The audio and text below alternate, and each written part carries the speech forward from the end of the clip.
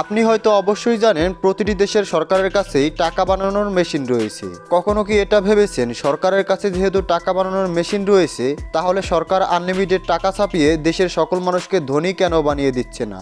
আর এখন করোনা মহামারী আর লকডাউন চলছে, সব মানুষের টাকার দরকার।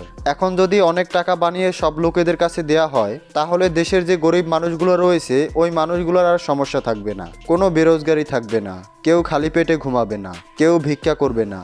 তবে সবচেয়ে বড় প্রশ্নটা হলো সরকার এমনটা কেন করে না? এই প্রশ্নের জবাবটা আজ আমরা আপনাদেরকে এই ভিডিওতে দেখাবো। আর এরই সঙ্গে টাকা সম্পর্কে এমন কিছু তথ্য জানাবো যেগুলো জানলে আপনি চমকে যাবেন।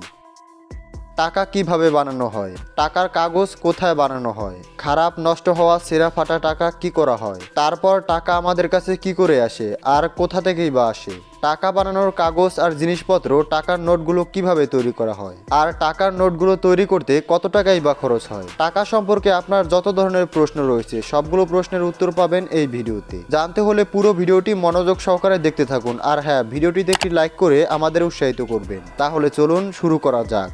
শুরু করার পূর্বে আমাদের চ্যানেলটি সাবস্ক্রাইব করার পর বেল আইকনে ক্লিক করে অল বাটনে ক্লিক করে রাখুন, যাতে করে আমাদের নতুন নতুন ভিডিওগুলো আপনি সবার আগে পেয়ে যান। সরকার আনলিমিটেড টাকা বানিয়ে সবাইকে ধনী কেন করে দেয় না? এই প্রশ্নের উত্তরটা জানার আগে আমাদের একটা ফর্মুলা জানতে হবে। আর ফর্মুলাটা হলো যে কোনো দেশের বানানো খাবার বা সেই দেশের জিনিসপত্রের দাম সেই দেশের এখন যে টাকার দাম চলছে সেই জিনিসপত্রের দামে রাখা হয়, বা যে কোনো দেশের জিনিসপত্রের বর্তমান দাম যা থাকে তাই রাখা হয়। তাহলে চলুন এই কথাটা একটা সহজ উদাহরণ দিয়ে জানা যাক। ধরে নিন সরকার অনেক টাকা বানিয়ে ফেললো, এবার সবার কাছে কোটি কোটি টাকা আছে।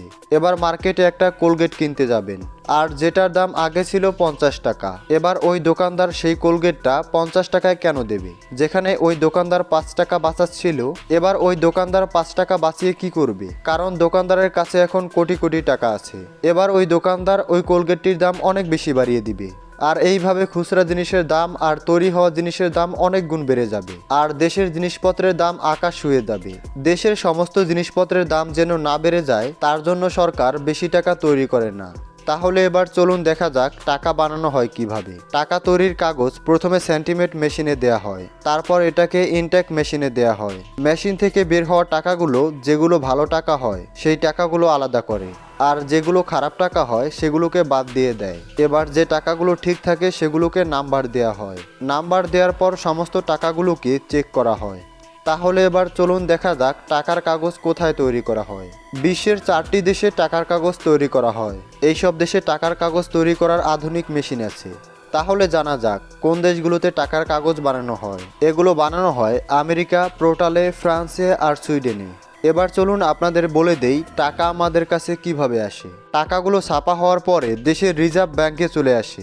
সর্বপ্রথমে টাকা রিজার্ভ ব্যাংকেই পৌঁছায়, তারপরে সেই টাকাগুলো অন্যান্য ব্যাংকে ট্রান্সফার করা হয়। এবার জানা যাক খারাপ টাকাগুলো কি করা হয়। যখন টাকা খারাপ হয়ে যায় তখন ওগুলোকে ব্যাংকে জমা দেওয়া হয়, আর ব্যাংক ওই টাকাগুলোকে যেখানে টাকা তৈরি করা হয় সেখানে পাঠিয়ে দেয়। তারপরে ওই টাকাগুলো পরীক্ষা করা হয়, আর ঠিক তারপরেই ওই টাকাগুলোর পরিবর্তে নতুন টাকা তৈরি করা হয়। এবার আপনাদেরকে জানানো যাক তৈরি হওয়া কাগজ আর রং কোথা থেকে আসে। টাকা তৈরির যে কাগজ মিল রয়েছে সেটি সরকারের হাই সিকিউরিটিতে থাকে, আর সেখানেই মূলত টাকা তৈরির জন্য কাগজপাতি সহ যাবতীয় সিলমোহর সেখানেই থাকে। আর এই কাগজগুলো মূলত অন্য দেশ থেকে আসে। আর টাকার কালি বানানো হয় মধ্যপ্রদেশের দিবাসে।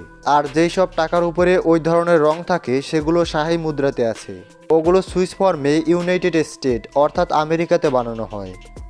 এবার আপনাদের জানিয়ে দেই টাকার নোটগুলো তৈরি করতে কত টাকা খরচ হয়।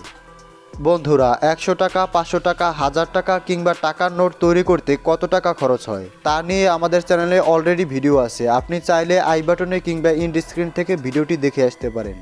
সবশেষে ধন্যবাদ।